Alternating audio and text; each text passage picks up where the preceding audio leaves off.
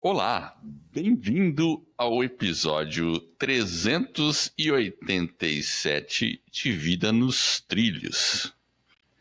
Imagine o filme de aventura e mistério que você mais gostou na vida. Agora imagine poder viver sua vida e seu dia a dia, mesmo os mais comuns, como se fosse realmente uma grande aventura cheia de descobertas a serem realizadas. Eu tenho certeza que isso seria incrível. E hoje a gente vai falar de um livro de Ali Abdaal. Ele que é o maior especialista em produtividade no YouTube, com quase 6 milhões de inscritos. E o livro, ele chama-se Feel Good Productivity, ou Produtividade do Bem, em português. E ele promete exatamente isso: fazer você viver uma vida emocionante e com significado. Meu nome é Eder Schmitz e Vida nos Trilhos é o podcast com a sua dose semanal de desenvolvimento pessoal e tudo que pessoas de alta performance fizeram para atingir seus sonhos e realizar suas metas. Então lembre-se, você é a média das 5 pessoas com quem mais convive. Então junte-se a esse time para começar sua semana em velocidade máxima rumo aos seus sonhos. E junto comigo, para falar sobre uma vida de aventura e mistérios e do livro do Ali Abdaal, está Jefferson Pérez. E aí, Jefferson, tudo bem com você? Bem, tudo tranquilo e contigo? Tudo beleza. E aí, vamos falar do Ali Abdaal. O cara, assim, talvez muitas pessoas não conheçam ele, porque é um cara, assim, que a gente conheceu recentemente, né? Na verdade eu já tinha ouvido um pouquinho dele no Pat Flynn, e aí depois eu fui fazer um pouco mais de pesquisa, aí começamos a segui-lo. É um cara interessante, que A gente ressoa vai bastante com a gente, com aquilo que a gente pensa, tem bastante pontos em comuns. É. O conteúdo dele é bom, é um médico, né, que mora lá na Inglaterra. Na verdade, ele tem uma ascendência árabe, eu acho, né? Acho que ele é turco, alguma Ou coisa. indiano, não sei. Indiano, alguma coisa assim. Ele é. Coisa. É. Mas eu gosto do conteúdo dele e ele escreveu sobre um tema que é um tema que está sempre em voga, né? Produtividade. Quando a gente fala de produtividade, como ser produtivo. E ele traz uma abordagem um pouquinho diferente daquela que talvez seja o convencional. Acho que isso foi Exato. legal, né? Acho que eu gostei dessa parte. Ele traz um olhar diferente, né, da produtividade, né? De você se divertir ao longo do caminho, de você se sentir Exato. bem, né? Todos os aspectos mais emocionais, a gente está realmente com algumas metas, porém, ao longo do percurso você ter aquela questão de se sentir melhor, né? Se sentir bem fazendo aquilo, e isso que é o interessante, não o resultado final, né? Então, se você deixa tudo, né, mais leve, e ele coloca dentro do contexto dele, né, da medicina, né, do estudo e depois da prática também, quando ele estava escrevendo o livro. E aí eu achei interessante todas as, né, as abordagens que ele vai fazendo, a pesquisa. Ele estudou um pouco de psiquiatria também, né? Ele fez lá um. Então acho que ele conseguiu combinar bem. E É, psiquiatria é interessante. Porque, assim, quando a gente fala em produtividade e alta performance, a pessoa já pensa assim: meu Deus, isso aí já vai dar trabalho, isso já vai ser pesado. isso. E não deixa de ser verdade, porque tudo, pra tudo, todo objetivo que a gente tem na vida, toda meta importante, mesmo que seja aquilo que te dá prazer, sempre vai vir com, assim, dedicação. Não tem jeito. Você tem que se dedicar àquilo, tem que ter disciplina, tem que fazer sempre, tem que melhorar. Então sempre vem com essa carga. E o legal do livro do Ali Abdaal é que ele tira essa carga e dá uma outra perspectiva para isso. Então como é que é o livro? Né, indo direto ao assunto do livro, né? Ele tem 3 partes. 3 partes. Hoje a gente vai falar da primeira parte. A primeira chama-se Energize, ou se energizar, eu não sei como é na tradução em português, porque eu não tenho a tradução em português, eu comprei já há um tempo o livro em inglês, mas é sobre energia, né? Energize. A segunda parte, ela chama-se unblock, ou desbloquear. Isso para a gente ter uma visão geral do livro, tá? E a terceira parte é sustentar, tá? Beleza. E cada parte tem 3 capítulos. Então, obviamente, são 9 capítulos, né? E em cada capítulo tem 6 exercícios, ou 6 experimentos. Aliás, isso que eu gostei. Não são 6 exercícios, são 6 experimentos. Essa conotação é importante, porque quando você fala 6 exercícios, ixi, lá vem com o exercício, meu Deus do céu.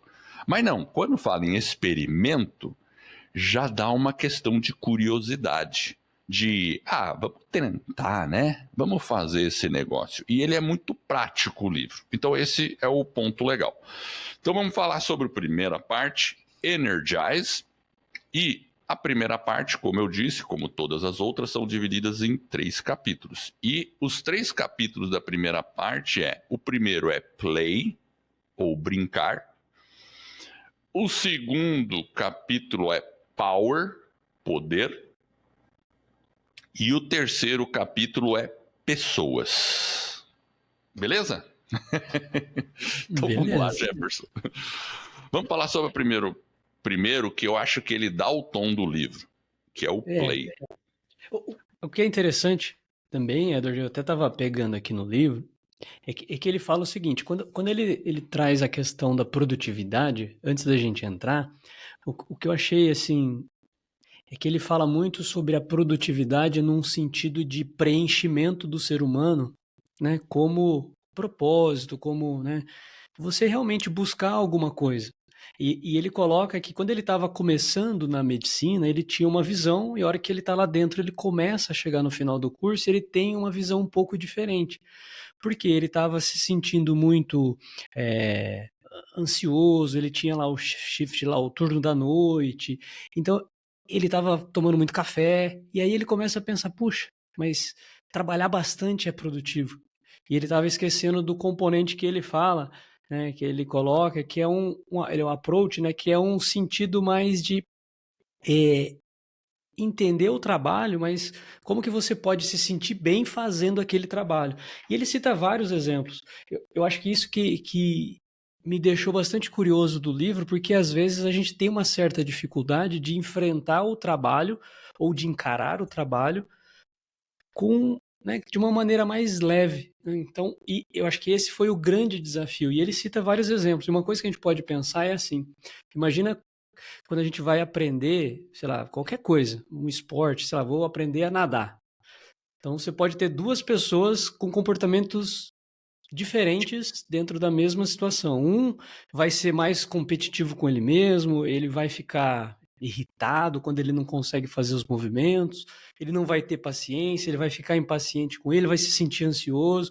Ou seja, ao invés da natação, do processo fazer bem, vai acabar talvez até trazendo algumas complicações.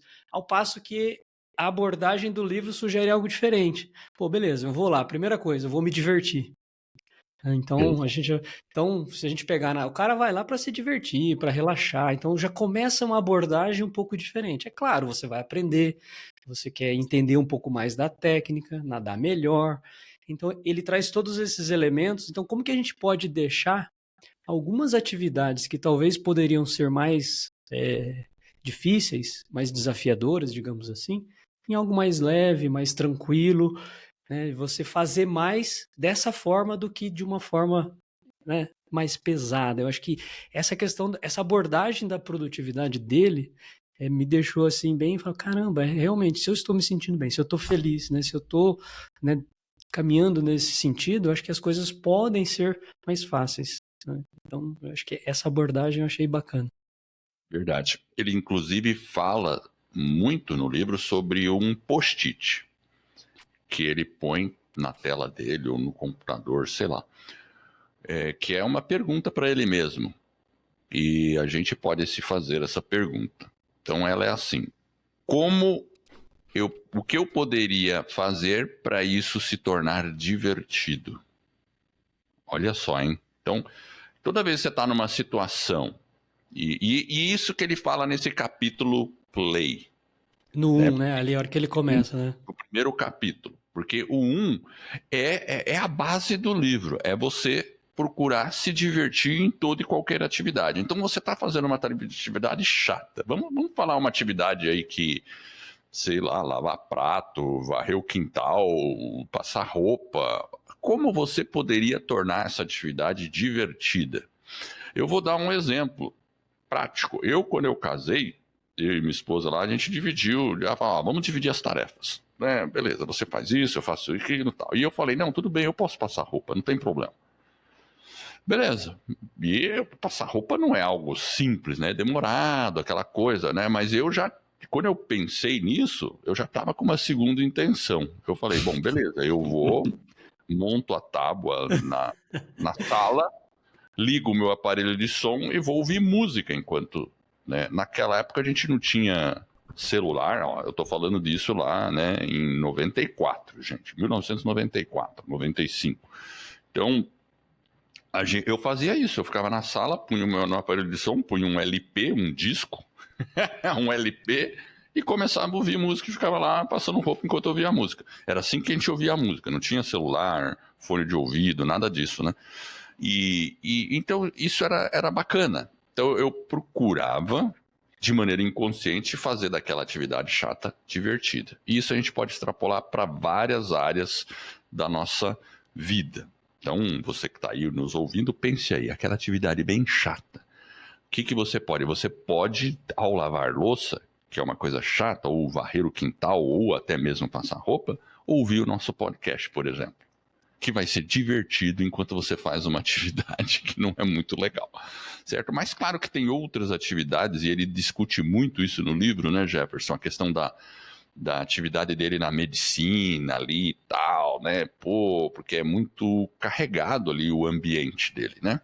Então ele ficava se perguntando a cada momento, o que fazer isso se tornar divertido? Como fazer isso? E aí que vem os experimentos desse capítulo. Então cada capítulo tem 6 experimentos. Isso que é legal.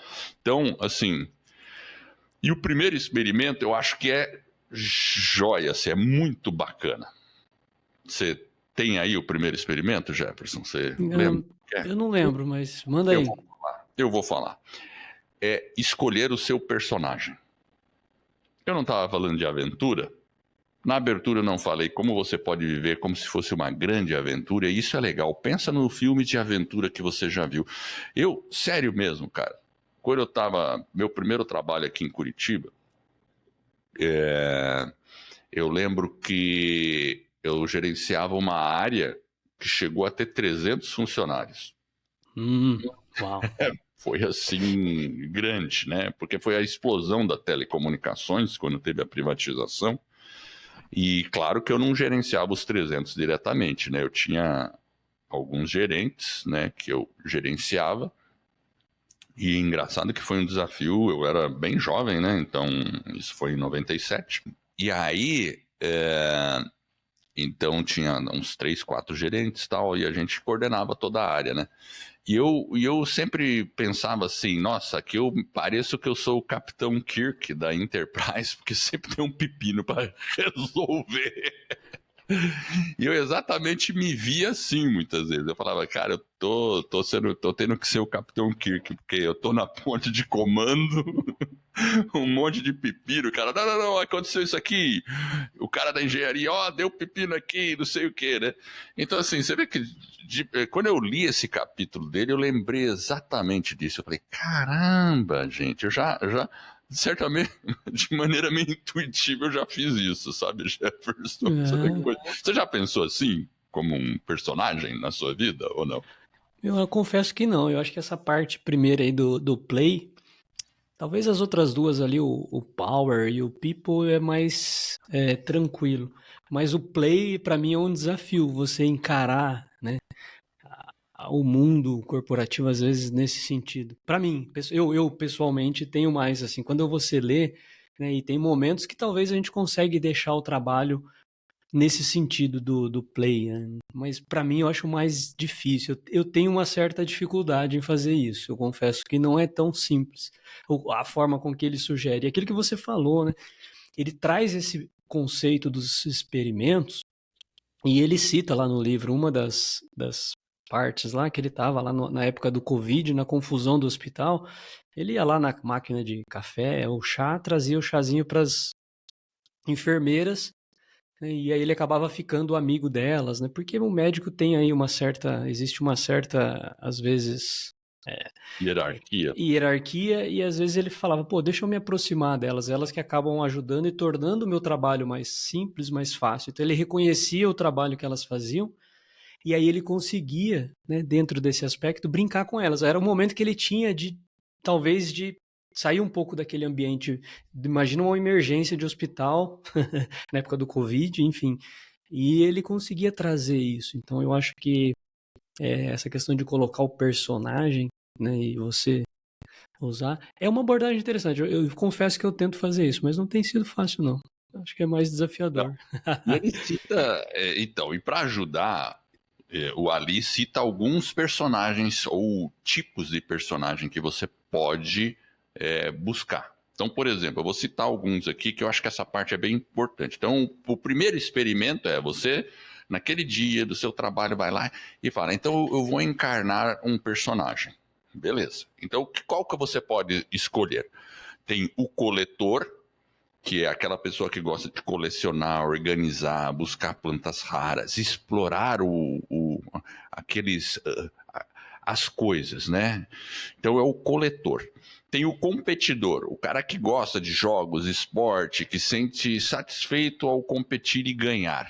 Então, o pessoal de vendas, pô, o cara pode falar, eu vou ser o competidor, né? Tem também o explorador, o cara que gosta de explorar coisas novas. O vendedor também pode ser um cara explorador, porque ele está viajando, indo num lugar diferente, né? Tendo que estar num lugar ali, para cá, né? O criador, né? O criador é o cara que gosta de criar coisas. Um projeto novo, tem que, né, desenhar, pintar, fazer um projeto, música, jardinagem, outras coisas assim, né? O storyteller é o cara que tem imaginação, que consegue cativar, entreter, escrever, atuar. Então, pode ser uma pessoa que consiga, através da sua palavra, até deixar as pessoas no ambiente, né, ou coordenar uma reunião de uma maneira talvez mais criativa, né, mais envolvente, quem sabe. Tem o Joker, que é o cara, o Joker, né? Tem o Joker do Batman, mas não é esse Joker não, tá, pessoal? É o Não é o Joker Coringa. da piada, né? É o Joker que é o Coringa. Mas não é esse Joker, não vai explodir nada. Mas é o cara que gosta de fazer as pessoas rirem, né? Então, improvisa, né?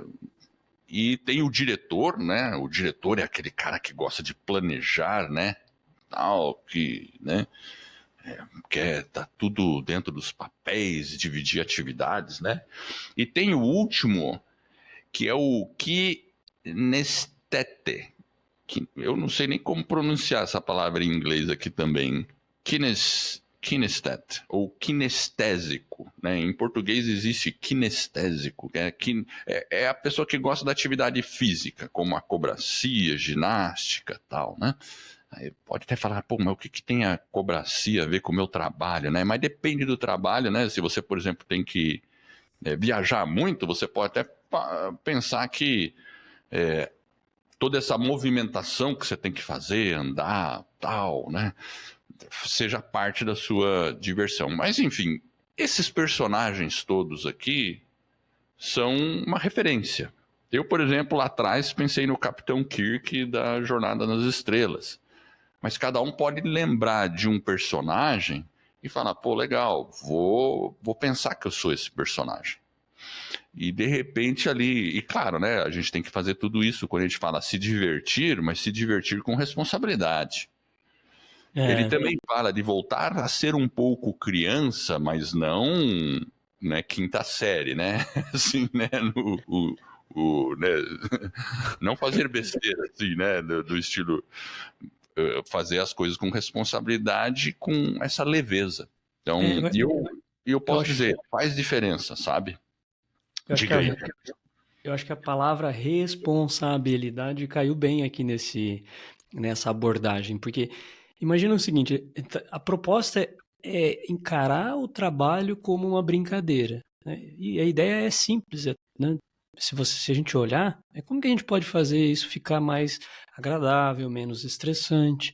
E tem formas, né? Você até citou aí esses experimentos, por exemplo, sei lá, a pessoa pode trabalhar metas ali, recompensa. Como que a gente pode transformar aquele desafio, né, numa brincadeira? Então, tipo, se recompensar, né, de repente pagar um almoço.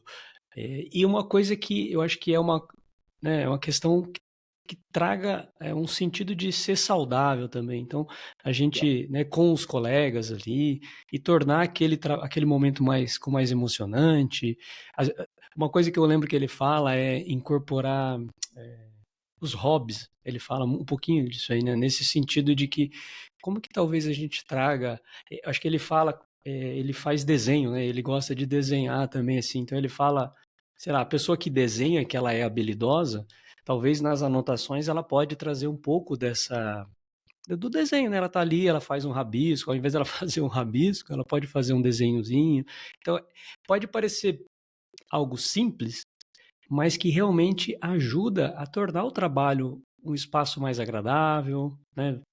Sei lá, mais positivo. Então eu acho que essa abordagem, a gente ter esse pano de fundo, porque tem vários benefícios a gente fazer dessa forma, né? Vai aumentar a nossa produtividade, concorda? A gente vai talvez ter um ambiente mais criativo, né? Talvez aquele momento que talvez teria um certo estresse, né? Você falou do cara, como que é o cara da piada. Se o cara solta uma piada no momento ali, e já vi muito isso, né? Ele quebra, então faz aquela quebra de... Talvez o clima tá tenso, o cara vem e solta uma piada, né? Aí você fala, puta merda. Eu não sou o cara da piada, Edward, mas... Ele vai ter que ter a sensibilidade para saber jogar a piada. Eu, às vezes, Exato. consigo jogar as boas piadas, assim, ou fazer umas brincadeiras, assim, ou umas ironias positivas, sabe, assim, as ironias positivas. Teve uma vez que eu estava entrevistando uma pessoa, e aí a pessoa tensa, tal, né, e ela falando assim, daí eu perguntei para a pessoa, o que você que mais te frustra na atividade? Daí ela falou, não, quando tem atraso, né, aí o cliente fica bravo comigo, a empresa atrasa e não vai à entrega. Daí eu falei, não, fica tranquilo que aqui isso não acontece. Esse problema você não vai ter. Piada, né, meu? Porque onde é que nunca tem problema de atraso, né, Jefferson, né?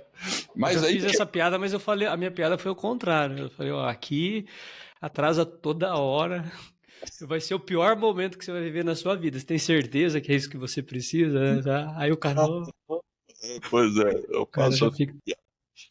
Mas aí Então você tá. quebra o ritmo da pessoa, né? Então nós falamos o seguinte, ó. Nós falamos então, o livro é dividido em 3 partes. Nesse episódio de hoje, nós vamos falar sobre a parte 1 e cada parte é dividida em outras 3. Então, nós já falamos do play, então agora nós vamos falar do power. Eu vou falar ainda do play, mais duas coisas aqui. Porque elas são 6 experimentos. Eu falei de um que é o personagem, mas o segundo experimento, ele é tipo embrace your curiosity. Ou seja, ser curioso.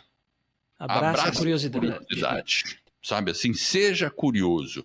Porque assim, o ser humano é um bicho curioso. Então, quando você olha as coisas com curiosidade, mostra que você quer aprender. A criança é curiosa. Então, tudo que você está fazendo, em vez de olhar de uma maneira assim que, vou ter que aprender esse negócio. Não. Tô curioso, deixa eu entender isso aqui, mas com leveza, né? Então, é uma questão de abordagem. O processo vai ficar mais simples. E outra coisa legal aqui é que o experimento, esse é o 2, e o 3 é justamente o experimento do post-it, que é aquela pergunta, o post-it mágico ele chama, o que eu poderia fazer ou o que eu faria se isso fosse divertido? Como tornar essa atividade divertida? Divertidas, exatamente. Então, tem mais 3 experimentos, mas eu vou deixar aí para você. Eu recomendo muito que você compre o livro. A gente vai deixar link aqui no show notes do vídeo, tudo. Você pode clicar ali, olhar. Vale bastante a pena. Inclusive, quando esse episódio for no ar, vai ser acho que daqui uns 2 meses, já vai ter em português. Então você vai poder comprar ele também. Então, tá em pré-venda enquanto a gente grava isso. É verdade, tá na pré-venda. Isso aí. Livro bem bacana, todo colorido para você preencher, tem lá, bem bacana mesmo. Realmente, bem lembrado. Legal. Então, assim, vamos para pro capítulo 2. Não, capítulo não. Capítulo, chapter. Ah, tá, capítulo, é chapter. Power. Okay. Power. Do you have the power, Edward? We have the power. Então, assim, vamos lá. Sobre a questão do power. Eu vou falar do primeiro experimento aqui, que é a confiança. Porque muitas vezes, né, a questão do power, porque assim, você já está se divertindo, está tornando as coisas mais leves, mas por que ele entra na questão do power? Porque aí é a questão da confiança pessoal. Muitas vezes você está ali, tem que fazer uma tarefa e você está inseguro para fazer aquela tarefa. E ele fala ali, o primeiro experimento é você falar, vamos mexer na chave da confiança, como se você tivesse um interruptor. E aí é agir como se você fosse confiante mesmo. Ele cita ali também algumas questões de, por exemplo, como uma pessoa confiante anda. Qual é o personagem confiante, né? Então, a pessoa que é confiante anda numa postura mais ereta, exatamente, né? Ela fala, né? E o Anthony Robbins, ele já falou isso, que se você tá andando meio curvadão, cabeça para baixo, tal, não sei o quê, isso aí, existe uma questão biológica no corpo, eu não sou médico, não sei explicar, mas isso aí faz com que o seu cérebro entenda, opa, peraí, ele está num estado de baixa confiança, de proteção, então eu vou também reforçar isso. Ao passo que se você tá, mesmo que você tenha esse sentimento, mas você põe o ombro para trás, olha, assim... Um experimento que vocês podem fazer dentro desse contexto é de manhã, quando acordar, olhar para o céu. Olha para o céu, enche o peito, respira fundo, né? Sinta a grandeza do universo e das coisas que estão aqui, e aí você fala assim, beleza, agora eu vou. E comece a andar com uma postura. Isso é transmitido para a sua psicologia, para o seu cérebro. Ele começa a mudar, né? Até o Jordan Peterson fala sobre isso também, né? Ele fala sobre, né? Quando ele fala das lagostas, né? Tem um negócio das lagostas que brigam lá, né? É interessante, eu lembrei disso agora. Então ele fala desse experimento. Assim, agir como se você fosse confiante. E a partir do momento que você agir, você começa a se sentir de fato confiante. Você já fez isso, Jefferson? Eu já, tô fazendo nesse momento. Para quem tá vendo, quem tá só ouvindo vai ouvir, mas ó, eu tô com ombros eretos, ele fala, o Peter, né? Pá! Ombros eretos.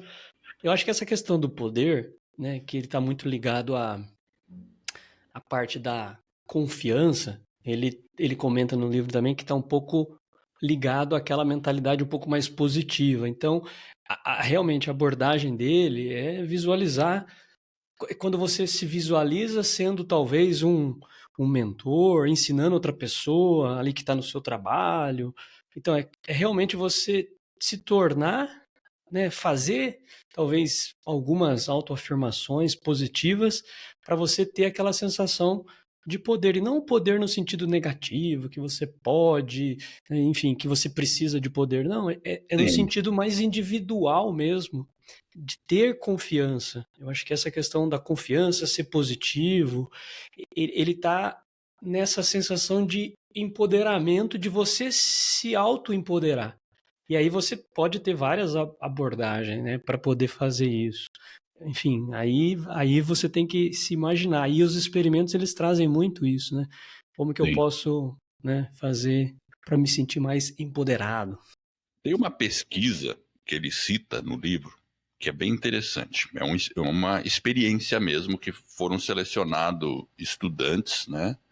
E eles pegaram e puseram eles para pedalar bicicleta ergométrica enquanto eles mediam o batimento cardíaco e o VO2 max. O que é VO2 max? VO2 max.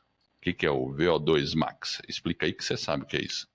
Eu acho que tem alguma coisa a ver com a sua questão cardiorrespiratória, enfim, tem alguns... Cardiorrespiratória, né? Se eu não me engano é isso, né? A sua eficiência tem lá uma forma de medir, mas quando ela está alta, significa que você tem um poder, né, ou uma capacidade cardiorrespiratória elevada maior, dentro de alguns parâmetros.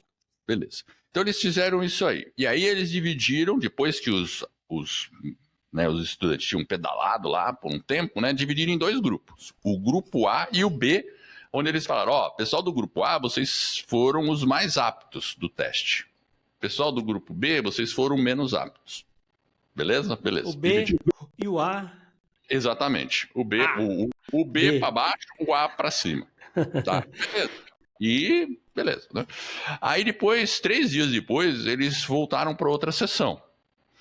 E aí, os resultados de todas as pessoas do grupo A foram melhores na segunda sessão. Só que qual foi a pegadinha? A pegadinha foi que eles não separaram os melhores e os piores. Eles separaram de maneira aleatória. Tinha gente no grupo A que tinha ido pior, na verdade. E, ao mesmo tempo, no grupo B, tinha gente que tinha ido muito bem, mas eles puseram no grupo B. O que mostrou para eles que o fato das pessoas acreditarem que tinham sido melhores fez a diferença no segundo teste. Que coisa incrível, né? Você entendeu? Não tinha lembrado, eu não, confesso que eu não vi esse experimento, mas é interessante, ou seja, se você consegue num primeiro momento ter resultado, quando você vai para uma segunda vez, você já está mais confiante. Eu lembro de algum outro teste que eles fizeram, era mais ou menos assim também, mas eles induziram os grupos, e eles induziram positivamente e outros eles induziram negativamente, repete, aí depois... É um outro experimento que eu acho que eu vi, eu não lembro se foi nesse livro, mas... E aí o resultado é, quando a pessoa está com um nível de confiança maior, obviamente os resultados são maiores, ou seja, ela está empoderada. Inclusive, falando nisso, é interessante, porque se você pensar, e tem pessoas que têm uma sensibilidade para isso muito grande. Por exemplo, quando a gente enfrenta alguns desafios dentro do trabalho, e às vezes como um grupo, e às vezes o grupo está meio down, às vezes tem alguém que entra e faz justamente esse papel e dá um up, fala, não, vamos lá, a gente consegue. É o líder que realmente tem carisma, empatia, que joga a turma para cima, mas que ele consegue, nesse momento talvez onde a pessoa estava indo para uma confiança mais baixa e o resultado poderia piorar, ele faz justamente aquela inversão e joga o pessoal para cima. Aí fala, galera, vocês conseguem, vamos lá, nós já conseguimos outras vezes. Pá! E tem aí, acho que é voltando no play, é o cara que assume, né, um papel de, talvez, ali o líder, enfim. E às vezes é nítido que tem algumas pessoas que têm isso de uma maneira assim tão natural, que você fala, caramba, eu poderia ter falado aquilo, mas eu não falei, né? Aí você vê o outro que falou, você fala, puta, era o momento que estava precisando, e o cara entra certo, né? Eu acho que tem pessoas que têm essa habilidade de uma maneira, eu olhando, né, observando agora, eu me lembrei disso. Pô, como tem pessoas que, dentro do contexto do empoderamento, têm a capacidade de gerar autoconfiança no grupo. E às vezes a gente pode fazer isso, né? Em casa, no trabalho, na família, enfim. Esse empoderamento acho que é legal, realmente, essa parte aí. Então falamos do item 2. Tem mais algum comentário para fazer do 2 ou nós vamos pro 3, Edward? Você vai falar de outros experimentos? Porque eu esqueci o nome dessa série na Netflix, que é uma série que eles juntam pessoas de todas as idades e ficam fazendo experimentos comportamentais. Eu já citei ela aqui no episódio anterior. É na Netflix. É tipo documentário que eles ficam fazendo experimentos comportamentais. E teve um experimento que eu vi, tá lá na Netflix. Quem tem Netflix pode procurar lá, documentário, né? Não sei se tem alguma vez com humanos, alguma coisa assim, mas tem 100 pessoas e aí ficam fazendo experiências. Uma delas, porque eles chamaram um cara que era especialista em malabarismo, de prato, sabe assim, que o cara põe o prato e fica girando? E aí ele ficou ensinando as pessoas, todas as pessoas ensinando a fazer lá, fazer. Aí, depois foram selecionadas algumas pessoas. Foram selecionadas, acho que as piores, 5 piores e 5 melhores. E aí, o que ele tinha que fazer? Quando as 5 melhores, do grupo todo, né? Então, tinham 5 que, porra, faziam super bem, cara. E tinham outras que faziam mal pra caramba, né? Então, aí elas foram se apresentar sozinho para esse especialista em malabarismo, né? Só que aí deram a missão pro cara. Cara, você vai ter que descascar as boas e elogiar as ruins. Ele falou, meu Deus do céu. E ele fez isso, cara. Você precisa ver a cara. A pessoa começa a fazer, dele olha assim e fala, não, você não tá fazendo muito bem, não. Eu acho que você não tem talento pra isso, não. O cara descascava a pessoa. Você via a cara de decepção da pessoa, falava assim, a pessoa saía ofendida. E as que eram ruins ficaram surpresas, porque ele falou, pô, você é natural nisso, você vai conseguir, não sei o quê. E Jefferson, todas elas, quando voltaram, as que estavam bem voltaram ruim, e as que estavam ruim voltaram melhor. Assim, não que as que estavam bem ficaram péssimas, mas elas voltaram pior do que a primeira, e vice-versa. Foi interessantíssimo. Até o cara falou...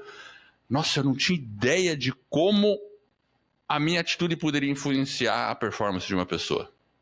Eu achei interessantíssimo esse experimento. Falei, cara, então isso é real. Bom, vamos lá. Tem mais alguns experimentos assim? O que eu posso falar Mas aqui? desse experimento aí, só reforça a questão de a gente trabalhar o lado positivo. Muitas vezes, né? Exato. E de ter esse empoderamento para, né? Mesmo que às vezes a performance esteja baixa, é encarar aquela performance que talvez não está da forma que a gente queria, mas acreditar que é possível você sair daquele estágio e caminhar para um estágio maior, né? Precisa, igual você falou, né? A gente precisa ter humildade, reconhecer então que o desempenho talvez não está satisfatório, fazer uma autocrítica, ter um feedback construtivo, fazer um plano de ação e falar, não, beleza, vamos lá, nós vamos conseguir. E aí tem todo um trabalho também de realmente ter o resultado, né, o retorno, enfim, eu acho que e os experimentos, eles mostram muito isso, né? A ciência, ela comprova muito do que aspectos emocionais, comportamentais, que estão dentro da forma com que a gente encara as situações, realmente determina os resultados. Então a gente precisa se empoderar mais e num sentido positivo, para a gente ter o resultado que a gente quer, viver mais feliz, menos estressado e seguir em frente. E a gente tem que cuidar porque a primeira pessoa que vai criticar a nossa performance é nós mesmos. Então, quantas vezes ao dia você está tentando fazer uma atividade ou você faz uma atividade, aí você fala assim, pô, você não consegue mesmo, pô, você fez isso, você não sei o quê. Você está sendo o cara que está te pondo para baixo, quando na verdade você deveria se colocar para cima. Enfim, com confiança e tudo mais. Bom, são 6 experimentos nesse capítulo de Power, mas eu vou citar, deixa eu ver qual que eu vou citar. Eu vou citar o 2, eu acho que ele é legal. Ele chama de Social Model Method. Então, é o modelo social, o método do modelo social. Basicamente é assim, se outras pessoas podem fazer, você também pode. É exatamente isso, é modelar outras pessoas. E a gente tem que tomar cuidado quando a gente modela outras pessoas, porque muitas vezes as pessoas olham uma pessoa, vê que ela consegue e fala, nossa, eu nunca vou conseguir fazer isso. Não, você tem que fazer diferente. Você tem que olhar aquela pessoa e falar, bom, se ela conseguiu, eu também consigo. E também não precisa pegar um modelo, né? Eu vou pegar o campeão olímpico de não sei o que, de 100 metros rasos lá, então eu vou conseguir 9 metros por segundo. Não estamos falando isso.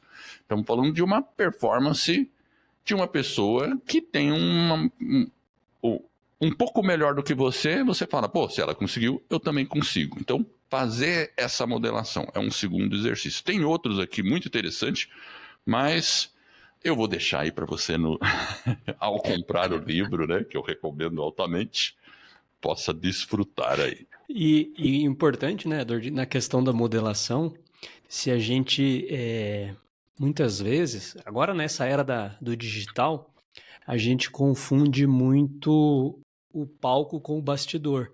Então, às vezes a gente vê o cara, nós estamos gravando, está em época de Olimpíadas, né? Então a gente vê o sujeito lá em primeiro lugar. Mas esse é o palco. O bastidor, muitas vezes, tem uma série de desafios que ocorrem para o cara estar lá. Então, a gente só tem que tomar cuidado quando a gente modela, porque talvez a gente só vê o palco das pessoas, e é muito mais comum nessa era aí, no início, né, da parte digital. Ninguém posta os perrengues ou os problemas, né? Enfim, quando você está. Mas o lado, né, Então, essa sensibilidade, às vezes, ela precisa ser despertada na gente, porque às vezes a gente é intuitivamente levado a crer que é só o palco, né? E não é só o palco. Então a gente tem que ter sabedoria para fazer essa distinção entre o palco e o bastidor. E até porque muitas vezes o palco do outro não vai ser o seu palco, né? O seu palco pode ser diferente. Então você tem que ter esse discernimento e entender as capacidades, as possibilidades, as probabilidades e ser realista. Não estou dizendo que você não deva sonhar, mas um pouco de sabedoria nesse momento é importante também para não confundir as coisas. Muito bem. E o terceiro capítulo da primeira parte, People, ou pessoas. Então, aqui vamos lá, né? Tem uma história aqui que eu vou citar ela de cara, porque assim, quando a gente está trabalhando, a gente sempre está trabalhando com pessoas, né? Então, a influência, né, de uma pessoa com a outra, isso é muito poderoso. Como eu disse, né, uma pessoa pode pôr, te pôr para cima, outra pessoa pode pôr, te pôr para baixo, e isso é muito poderoso, né? Mas tem uma história aqui que ela já entra num experimento. Como você, por exemplo, você tem um problema de relacionamento com uma pessoa, né? Então, Benjamin Franklin, quem já ouviu falar de Benjamin Franklin, né? Então diziam que ele estava lá, ele era candidato à reeleição na Assembleia lá na Pensilvânia. Isso aí foi em 1737, gente. E ele estava ele estava sofrendo de um cara lá, um legislador rival dele, porque o cara tá fazendo uma campanha muito hostil contra ele. Olha que coisa, né? Se isso aqui virar moda hoje em dia, né? Você vai, ó, dica pros políticos. Você político que tá ouvindo, né? Exatamente, você político que tá ouvindo, ó, pega a dica, pega a dica. E aí o Franklin, ele na verdade estava querendo um livro, estava procurando um livro, né? E ele sabia que esse rival tinha esse livro. Tinha um livro que ele queria ler e ele sabia. E aí ele pensou assim, pô, eu acho que talvez até me ajude com esse rival. Vamos ver se vai dar certo. Aí o que ele fez? Ele pegou, escreveu lá pro cara e pediu o livro emprestado pro rival dele. Mandou uma cartinha. Mandou uma cartinha, pediu o livro emprestado. Beleza, aí o cara emprestou o livro para ele. Por surpresa do Franklin, ele falou, pô, o cara emprestou. E aí ele leu o livro e devolveu com uma nota de agradecimento. Aí, beleza. E sabe qual foi o efeito disso? O efeito foi de que eles criaram um relacionamento entre os dois. O cara que era rival passou a ter um relacionamento. Respeito. Entendeu? Porque assim... Então, assim... O experimento 4 é saber pedir ajuda para as pessoas, porque muitas vezes a gente não sabe pedir ajuda. E a gente pode precisar de uma ajuda de uma maneira, obviamente, deve ser genuíno isso, né? Quando você pede uma ajuda, mas tenha em mente que muitas vezes você pedir ajuda, mesmo que seja para uma pessoa que teoricamente seja o seu rival, ou vamos pensar numa empresa, onde você tem aqueles setores que está acontecendo aquela luta entre, né? A gente sabe que tem aquelas coisas, né? Aquele setor que você sabe, pô, esse aqui tá me pegando de um jeito.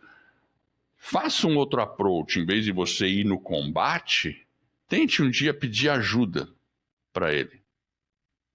Eu lembro muito que às vezes tinha aquele lema dentro de umas empresas, tal, me ajude para eu te ajudar. Também tinha isso, né? Me ajude para eu te ajudar também. Né? Mas pensa, tô precisando de uma ajuda, porque aqui eu tô assim e tal. Você pode ter surpresa, porque as pessoas, quando uma pessoa é solicitada ajuda, ela se sente melhor. Porra, meu, o cara tá precisando da minha ajuda. Então ela se sente melhor. Aquilo é um elogio para ela. Certo? É. E isso faz com que o seu relacionamento com aquela pessoa e com qualquer pessoa melhore. Então, saber pedir ajuda, isso é um experimento muito importante para você, um dos experimentos importantes. Eu acho que esse é o que eles chamam de efeito Franklin, né? Exato.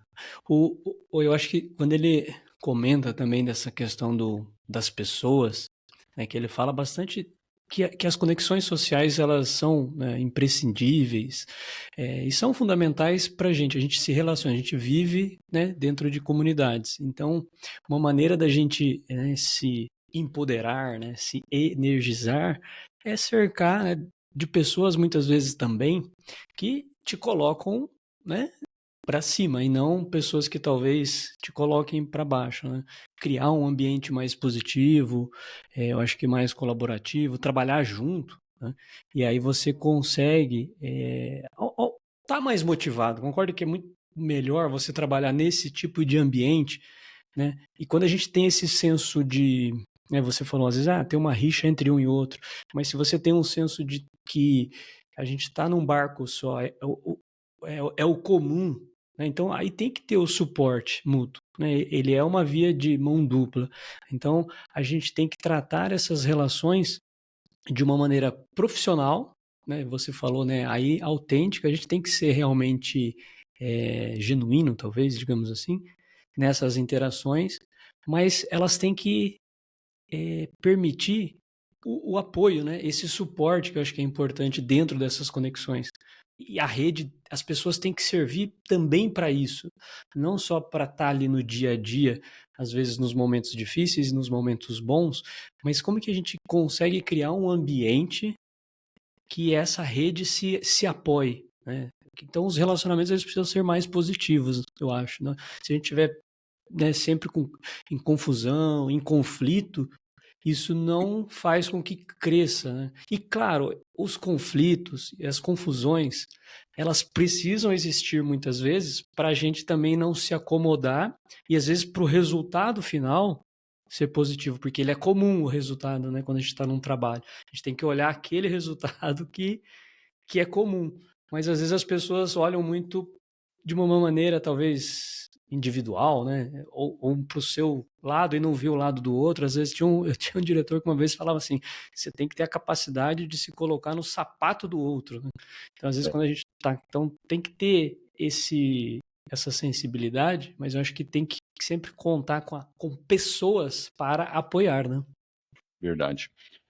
E nessa questão ele fala, o experimento 1 fala sobre isso, que é o mindset de camaradagem, que é o trabalho em conjunto. Então, assim, você pode ter a mentalidade competitiva ou a mentalidade de camarada. A competitiva é assim, eu ganho, você perde. A competitiva é o meu sucesso. A competitiva, eu cresço superando os outros. Agora, em oposição, a mentalidade de camarada, você ganha, eu ganho. É o nosso sucesso. Nós crescemos elevando os outros. É interessante isso, né? Eu lembro que quando eu fiz uma pós-graduação em administração de empresas, né? Fiz essa pós. Eu fiz uma monografia que era sobre comunidade de aprendizado. A minha monografia.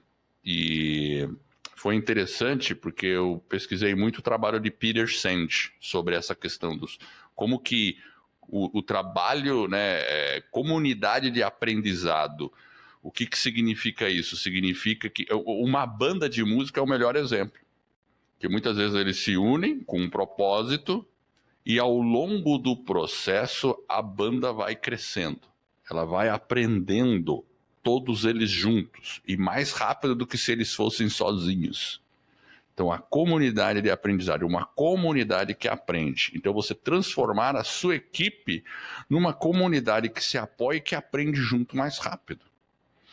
Porque aí você está dividindo aprendizados um com o outro, tal, do que você ficar sozinho ali, só tentando aprender tudo sozinho. Não, você tem uma equipe tentando aprender. É o que Elon Musk faz aí ao lançar foguetes. Ele cria uma comunidade de aprendizado. Todo mundo está junto no mesmo barco, aprendendo junto. Aprendendo e falhando junto. Inclusive, aí, só dando spoiler para mais dois experimentos, é a habilidade de você over-communicate the good, ou super comunicar as coisas boas, e também super comunicar as coisas não tão boas. Sempre tem um approach de você comunicar as coisas quando você trabalha em equipe, né? Então, óbvio, dar boas notícias, isso motiva, e celebrar vitórias motiva a equipe, tá? Inclusive, isso fortalece relações entre as pessoas e tudo mais. Mas perrengues também ocorrem, certo? Então, saber comunicar problemas também é importante. Muitas vezes não focando na pessoa, mas no problema em si, de maneira bem pragmática. Então, ele dá várias dicas aí de como você criar, assim, bons relacionamentos e, principalmente no seu trabalho, de você ter uma relação bem, bem interessante. E se divertir ao mesmo tempo, com a equipe. Pois é. Você tinha comentado também, acho que esse ponto é interessante, mas você falou antes, quando o cara é tudo para mim, nada para você, ou é muito mais para mim, depois você. Eu Sim. lembro que um dos primeiros livros que eu li foi Os 7 Hábitos das Pessoas Altamente Eficazes. Então, é do Stephen Covey, e tem um hábito que ele chama, que é o hábito 4, que é o seguinte: ele fala da liderança interpessoal e ele fala do pensamento ganha-ganha. Acho que é por isso que eu lembrei a hora que você falou, né? Tudo para mim, nada para ele. Ele fala muito, né? Tem o ganha-perde, o perde que perde, o ganha-perde. Então, quando você está nessas relações, você tem que ter essa capacidade de fazer alguma coisa que é ganha-ganha. E às vezes, realmente, as pessoas não têm essa mentalidade de ganha-ganha ou quem ganha, né? É o todo. A pessoa, às vezes, é um pouco egoísta. E aí acaba atrapalhando, porque é isso que o Ali coloca. Então, como que você, através das pessoas, ter talvez essa mentalidade mais ganha-ganha? Pô, vamos lá, eu ganho, você ganha, nós ganhamos e todo mundo ganha. Então, se não tiver esse equilíbrio, concorda que se for uma proposta, né, Edward, concorda? A maioria das pessoas vai falar, pô, a proposta onde eu ganho e o outro perde, ela tem uma tendência a não fluir, não dar certo. E as pessoas têm uma dificuldade incrível, às vezes, de notar esse princípio em ação. Eu falo, caramba, mas é óbvio, né, que não vai dar certo. E é um mundo de escassez. O que você ganha e outro perde, você está trabalhando num mundo que as coisas são escassas. Eu ganho e você perde. Mas a gente tem que lembrar que o universo é abundante. Você pode ter escassez momentânea? Claro que pode. Né? Por exemplo, você tem lá, só tem um frango e tá todo mundo morrendo de fome, né? Se um cara for guloso, os outros ganham, um ganha, outro perde. Mas o ser humano tem a capacidade de dar frango para todo mundo. Resumindo, né? Quem é os veganos que me perdoem, por exemplo. Pode ser alguma outra coisa.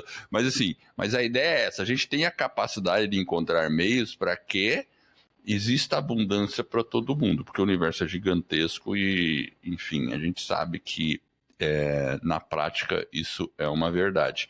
Então, e as pessoas, a gente vê sociedades que prosperam, onde as pessoas prosperam mais, a gente normalmente tem essa mentalidade, né? Onde a gente cresce juntos, como sociedade, como equipe e como grupo. Pequeno grupo dentro de uma empresa, é isso aí, né? Um reflexo do macro dentro do micro. Enfim, eu acho que é isso. A gente fechou a primeira parte. Claro, tem muito mais ali no livro, porque todo o livro é recheado de exemplos, então eu recomendo muito que você adquira o livro, porque ele é um manual de diversão enquanto se é produtivo. Certo, Jefferson? Eu acho que é isso aí. Então, o livro está dividido em 3 partes. Nós fizemos a parte 1. Dentro dessa parte 1 tem o play, né? O brincar, o jogar. Tem aí a parte do empoderamento e a parte das pessoas. E aí, mais para frente, a gente vai fazer um episódio da parte 2 e depois um episódio da parte 3. E o livro a gente vai deixar também o link, certo? E aí você vai poder também... a gente super recomenda o livro, é um trabalho bem legal, uma abordagem diferente, né, de tudo que a gente já viu aí sobre produtividade, um pouquinho diferente e muito bacana aí o trabalho do Ali.